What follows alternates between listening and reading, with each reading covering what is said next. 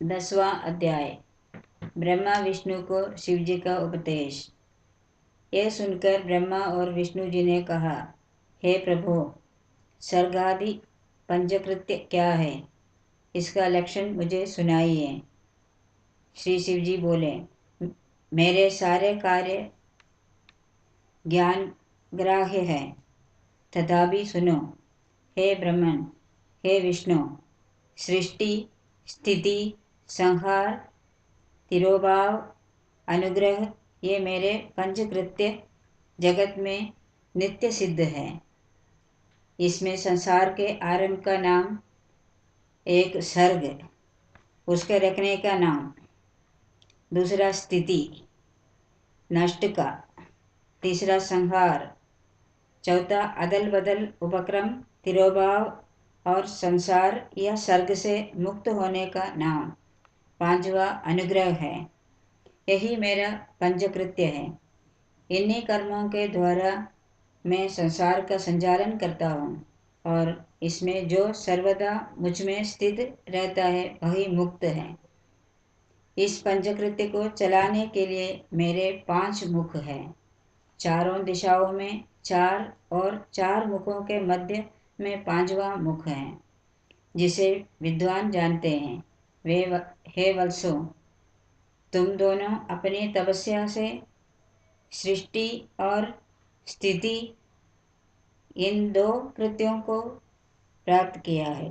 ऐसे ही रुद्र और महेश ने भी संहरण और तिरोभाव से ये दोनों कृत्य प्राप्त किए हैं, परंतु अनुग्रह नाम वाला 5वां कृत्य कोई भी न पा सका और अति प्राचीन होने से तुम दोनों अपने उस कर्म को भूल गए हैं, परंतु रुद्र और महेश नहीं भूले।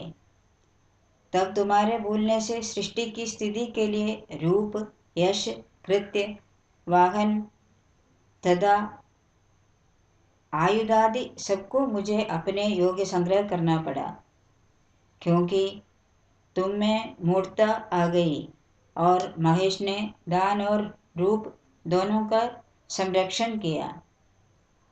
अब यदि तुम चाहते हो तो मेरा ओंकार नामक मंत्र अब से जपो, जिसके जप से तुम में मान न उत्पन्न हो, क्योंकि मेरे मुख से निकला एवं उत्पन्न हुआ ओंकार मेरा मंत्रोपदेश और बोधन है। यही मेरा वाचन और मैं वाक्य हूँ। यह मंत्र मेरी आत्मा है और इसका स्मरण करना ही मेरा स्मरण है। श्री नंदकेश्वर कहते हैं कि उमा सहित शिवजी ने उत्तर की ओर मुख करके ब्रह्मा और विष्णु को इस मंत्र का उपदेश कर गुरु मंत्र दिया। तब से ब्रह्मा और विष्णु उनके आत्मा रूप हो गए और उन्होंने अपने को शिवजी को समर्पण कर दिया। तब ब्रह्मा और विष्णु ने देवादिदेव महादेव जी से हाथ जोड़कर कहा, हे सर्वेश, आपको नमस्कार है। हे संसार के रचयिता हैं, हे 5 मुख देने वाले, आपको प्रणाम है। जब इस प्रकार स्तुति कर दोनों ने सकल निष्फल गुरुदेव शिवजी को नमस्कार किया, तब महादेव ईश्वर बोले, हे पुत्रों, मैंने तुमसे सभी तत्वों का वर्णन कर एक मंत्र भी बतला दिया है कि जिसका जप कर मेरे स्वरूप को प्रत्यक्ष जान सकते हो। मेरा बतलाया हुआ एक मंत्र भाग्य विधायक और सब प्रकार के ज्ञान को देने वाला है।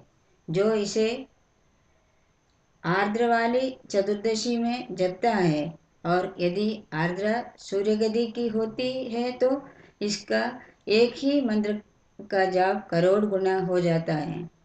इसमें प्रातः संध्या समय मेरा दर्शन भी उक्त फल देता है।